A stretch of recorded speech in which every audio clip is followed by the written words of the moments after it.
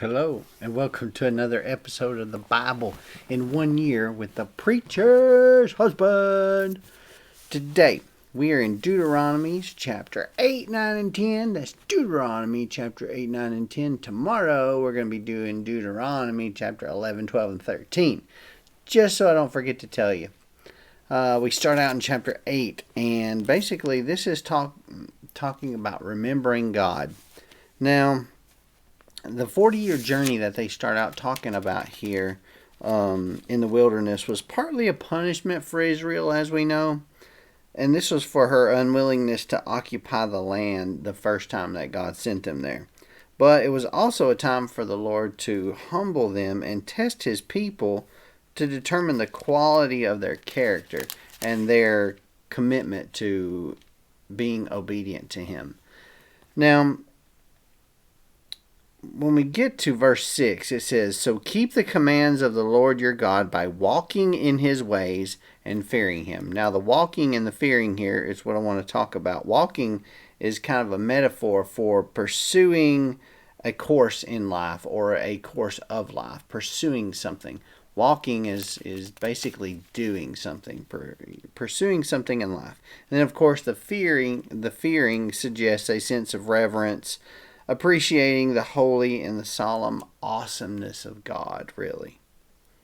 Now, when we get to verse 11, forgetting the Lord is not simply failing to recall that God exists, but it's acting or doing actions as if God doesn't exist. In other words, you know that's probably not the right thing to do, but you're doing it anyway, even though God's there.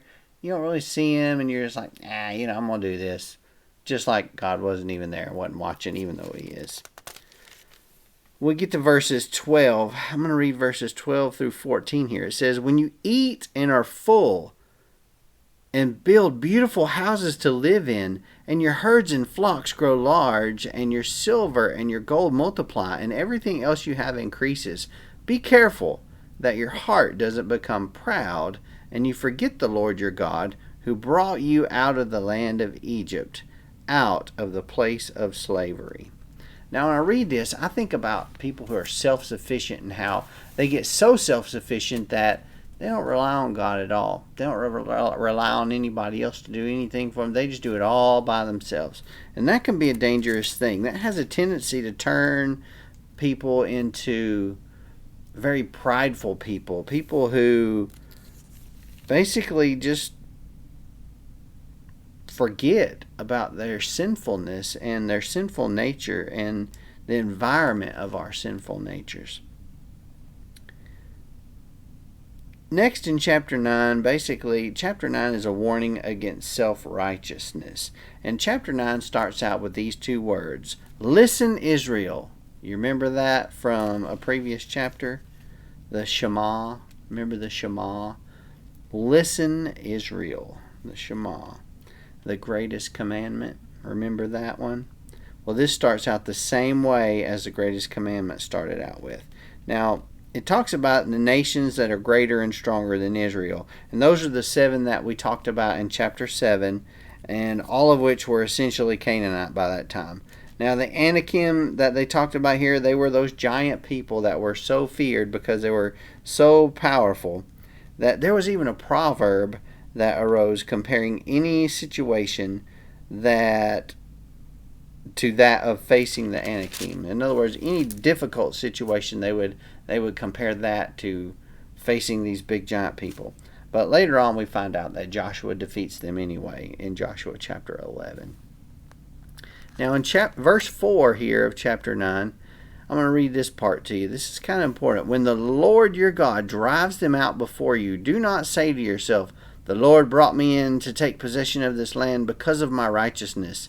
Instead, the Lord will drive out these nations before you because of their wickedness." You're not gaining all this wonderful stuff because of your righteousness. And that holds true today in life as well. We don't gain tons and tons of things just because we do the right things. A lot of times other people lose stuff because of their wickedness, and their loss sometimes becomes your gain at times. And that's exactly kind of the lesson that God's trying to teach them here is don't be boastful and brag about how righteous you are, because you're not. He gets down to verse 6 and he says, for you are a stiff-necked people. He knows they ain't perfect. They ain't perfect at all either. So there's that. Just remember, you ain't perfect. Don't be boasting about your righteousness, because a lot of times good things happen to you because other people did something bad that turned out bad for them but good for you. Israel's rebellion and Moses' intercession is reviewed here as well. Next,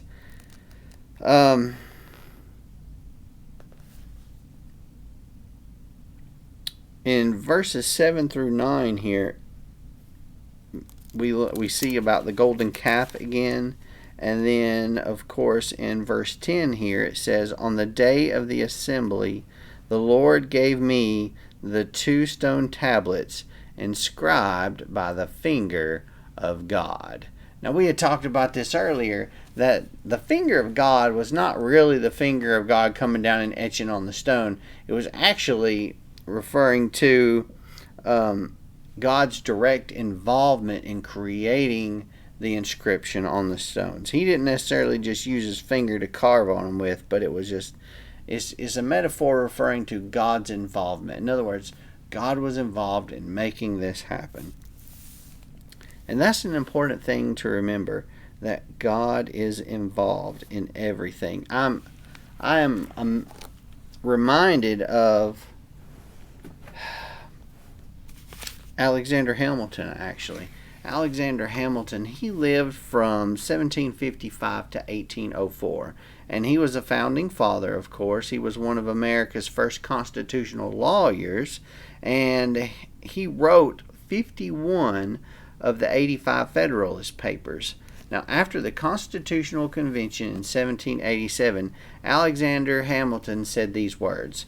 He said, for my own part, I sincerely esteem it a system which without the finger of God never could have been suggested and agreed upon by such a diversity of interests.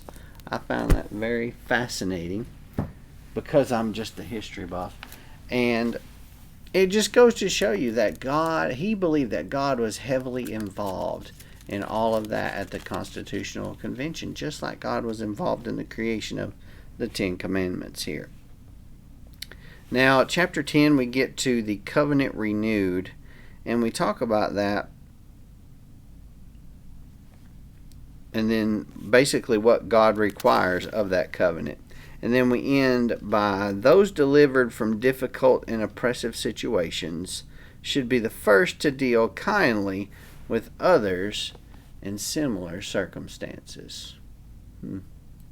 So, what do you think about that? What do you think about the finger of God? How can you see the finger of God working in your life today? Is the finger of God present in your life? Is he involved in your life in everything, or do you not see him? How are you approaching life? And is God's finger involved? That's a good question for the day for us to ponder.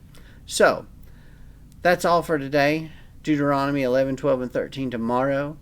And tune in for another episode of the Bible in 1 Year with the Preacher's Husband. Then be sure to click that like button, the subscribe button, and of course click the little jingle bell so you can get updated and have a notification the next time that I upload a video. See ya tomorrow.